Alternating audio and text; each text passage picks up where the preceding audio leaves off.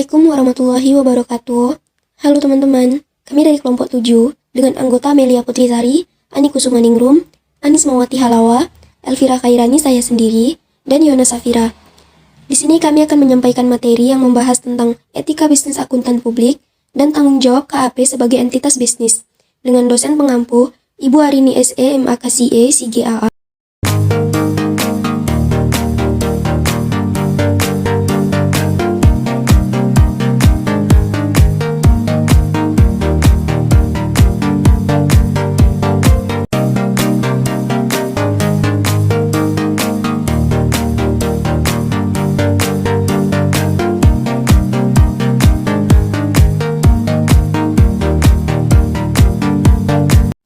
Berikutnya, kita masuk ke dalam pembahasan, yaitu etika bisnis akuntan. Etika dalam bisnis akuntan publik itu sangat diperlukan untuk mengatur perilaku para akuntan dalam melakukan profesinya.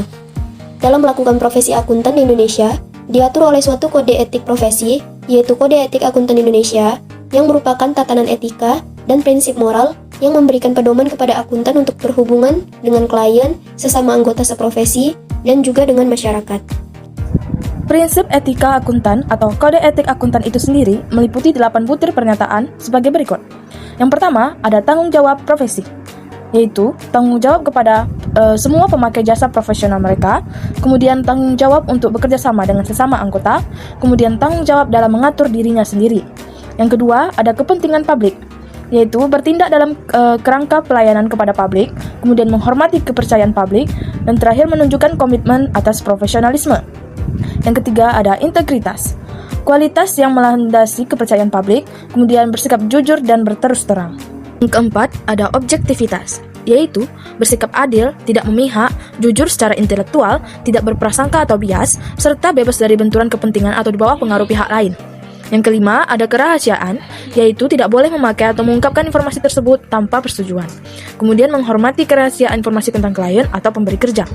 Yang keenam, yaitu perilaku profesional, yaitu kualitas yang melandasi kepercayaan publik, kemudian bersikap jujur dan berterus terang. 7. Ada standar teknis, yaitu standar yang dikeluarkan oleh Ikatan Akuntan Indonesia, International Federation of Accountant, badan pengatur dan pengaturan perundang-undangan yang relevan.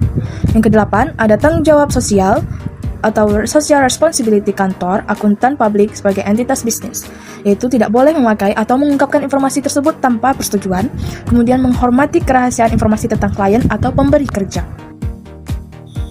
Pembahasan kedua yaitu krisis dalam profesi akuntan. Pertama, terjadi karena kurangnya minat generasi muda terhadap profesi ini. Yang kedua, bahayanya adalah apabila tiap-tiap auditor atau attestor bertindak di jalan yang salah, opini dan audit akan bersifat tidak berharga. Selanjutnya, regulasi dalam rangka penegakan etika kantor akuntan publik. Pertama, secara umum kode etik berlaku untuk profesi akuntan. Secara keseluruhan, jika melihat kode etik akuntan Indonesia isinya sebagian besar menyangkut profesi akuntan publik.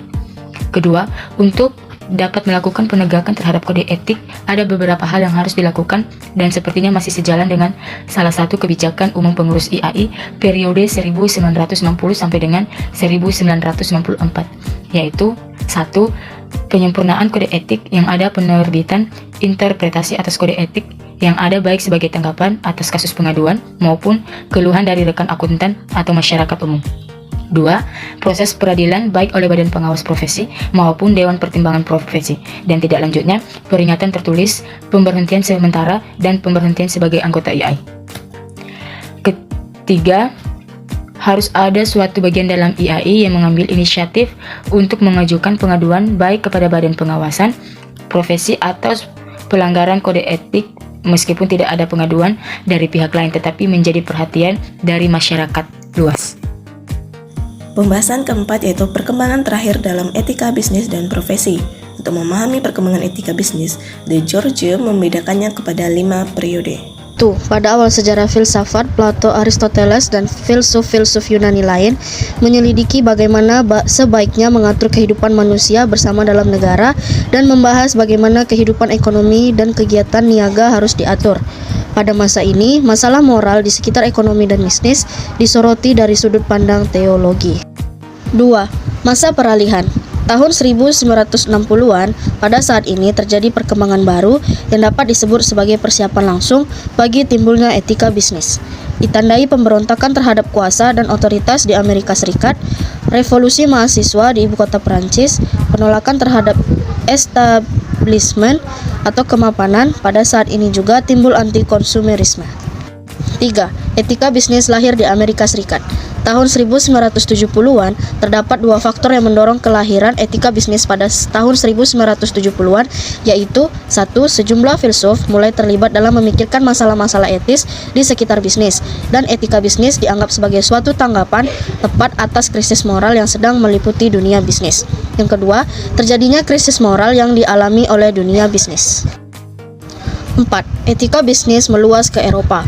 Tahun 1980-an, di Eropa Barat, etika bisnis sebagai ilmu baru mulai berkembang kira-kira 10 tahun kemudian. Hal ini pertama kali ditandai dengan semakin banyaknya perguruan tinggi di Eropa Barat yang mencantumkan mata kuliah etika bisnis. Kelima, yaitu ketika bisnis menjadi fenomena global, yaitu tahun 1990-an, etika bisnis telah hadir di Amerika Latin, Asia, Eropa Timur, dan kawasan dunia lainnya. Kini masyarakat berada dalam fase perkembangan bisnis dan ekonomi kapitalisme semenjak kejatuhan komunisme. Pembahasan terakhir yaitu peer review adalah proses regulasi oleh sebuah profesi atau proses evaluasi yang melibatkan individu-individu yang berkualitas dalam bidang yang relevan. Metode ini bekerja untuk mempertahankan standar, meningkatkan kinerja, dan memberikan kredibilitas. Dalam dunia akademis, sering digunakan untuk menentukan kesesuaian sebuah makalah akademis untuk publikasi.